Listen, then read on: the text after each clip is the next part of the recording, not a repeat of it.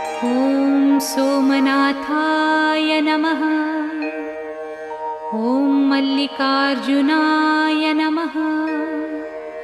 ॐ महाकालेश्वराय नमः।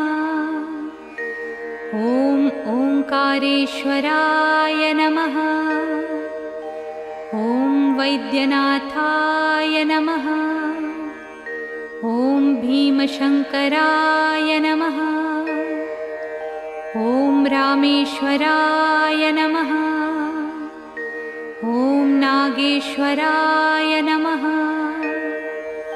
ॐ विश्वेश्वराय नमः। ॐ त्र्यम्बकेश्वराय नमः। ॐ केदारेश्वराय नमः। ॐ भुस्मेश्वराय नमः।